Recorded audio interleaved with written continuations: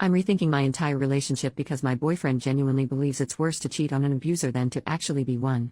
To be clear, nobody in this situation is abusive and nobody is a cheater. My boyfriend, 26 male, of 2 years, and I, 24 female, got into an argument that started with a musical waitress, which is about a woman who cheats on her abusive husband with her gynecologist. She's also pregnant. The husband is physically and financially abusive and won't let her leave him, though she is secretly saving up money to enter a pie baking competition, so she can hopefully use the prize money to leave him and find a better future for herself and her baby. Here's my take. I don't condone cheating, but in my opinion, if your partner's hitting you and trying to take all your money, then you don't owe them any loyalty. At that point, you're more of a prisoner than partner, and you don't have to feel bad for cheating.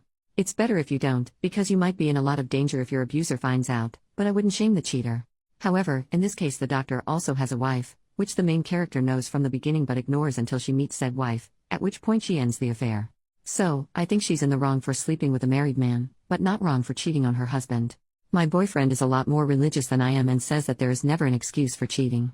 He says adultery is always a sin, and if she wanted to have a new relationship, she should have waited until she could leave him. He says the husband is wrong for abusing her, but she also made vows to be faithful to him, and two wrongs don't make a right. He says he doesn't know if he could remain friends with someone who cheated on her husband, even if he was abusive. Personally, I think this take is freaking crazy. Of course, I didn't say that to his face, and I find his rigid definition of sin and immorality alarming. He says I don't understand because I'm not religious. I said I don't think religion validates not having empathy for an abuse victim and recognizing that the relationship dynamic changes once abuse starts.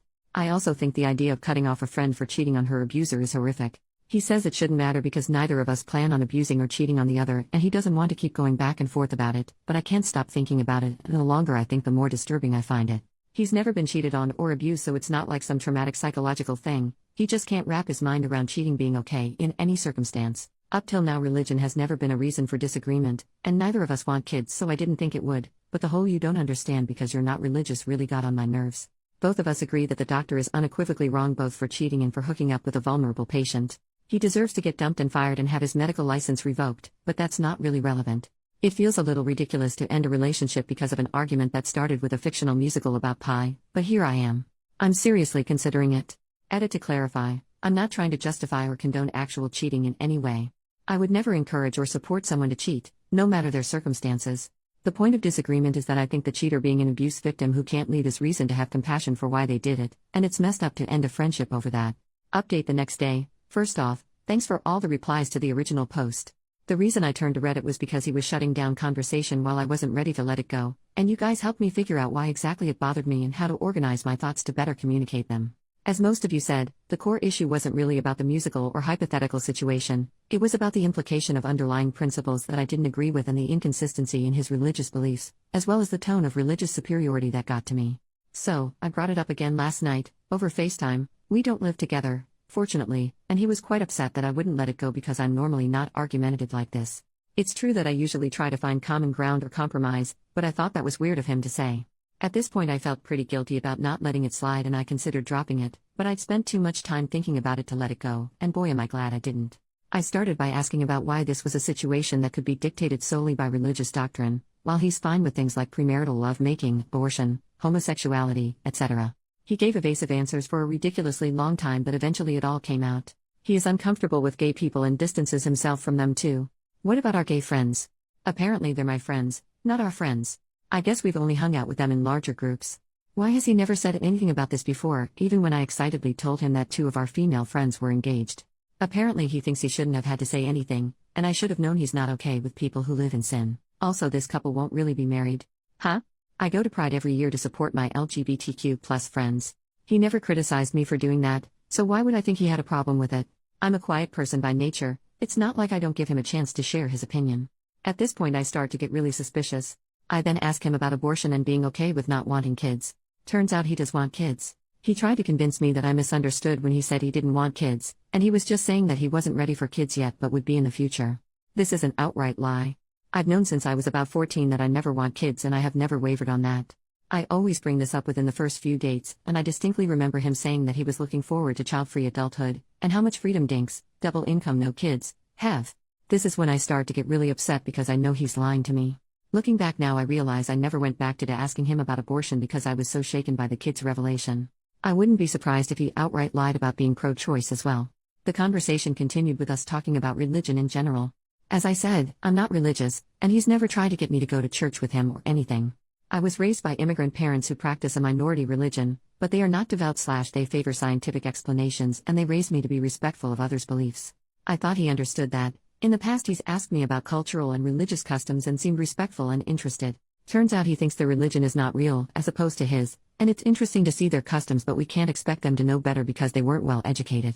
Both of my parents not only went to reputable universities in their original country, but also went on to get master's degrees in the country we live in now. That's when I realized he's a bigot. I also asked him about why he's okay with premarital lovemaking but not any of the other stuff, and he hemmed and hawed and didn't have an answer, which is when I realized he's a horny nincompoop. At this point he's still acting like I'm the bad guy for not automatically knowing all these things he's either never said and not automatically knowing when he meant the opposite of what he said.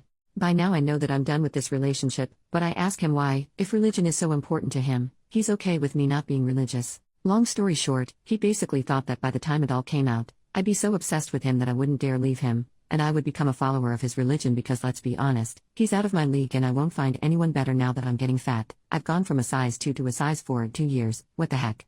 And some frankly racist, elitist crap about how his, rich, family is better than mine. This whole time he was acting like I was ridiculous for overreacting to all these revelations. Finally I told him it was over and he didn't seem to believe me. Whatever, I know I'm done with him. I went to bed angry and upset, but I woke up more relieved that I know the truth now. It's going to take me a while to trust again after all those lies, but better that it happened now when I can make a clean break than if it happened after I'd moved in with him or after I'd gotten pregnant and he'd gotten me arrested for seeking an abortion. Luckily I have the day off work today to process it all mentally. I didn't have any texts or calls from him this morning, so I figured he'd either accepted it or was still in denial. I didn't care much. Then a few hours ago I got a very angry voicemail from his mom, a woman I've met twice and has my number because we exchanged a few recipes, telling me I'm going to hell for, among other things, cheating on her baby boy.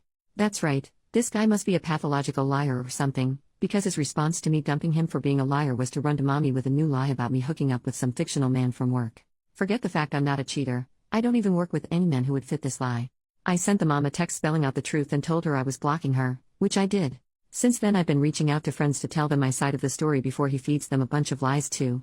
Fortunately the ones I've talked to so far believe me, because I was kinda scared about the fact I don't have any proof besides the voicemail, and he is the more charismatic and persuasive one. The friend group is pretty liberal-minded though, and it is bizarre that his opinions never came up before. But I guess he saw them as my friends while his church friends, who I never saw much of, were his friends. Overall, I'm trying to stay optimistic, but it's terrifying how smoothly he could lie to me for so long. It only came out because he let his guard down because we were talking about a fictional story. Initially I felt ridiculous for not letting it drop. Thank you to those who encouraged me to trust my instincts and get to the root of what bothered me. Finally, though it didn't come up again, I'll say again for the record that abuse victims whose partners won't let them leave are prisoners, not partners. They do not owe their captors any loyalty. Infidelity in that context is not a healthy or safe or smart choice, but people make bad choices when they're in survival mode. We don't have to condemn them for it. The number of people on that thread who seem to consider abuse and cheating as equal transgressions is seriously disturbing. Anyway, on to the rest of my life, I guess.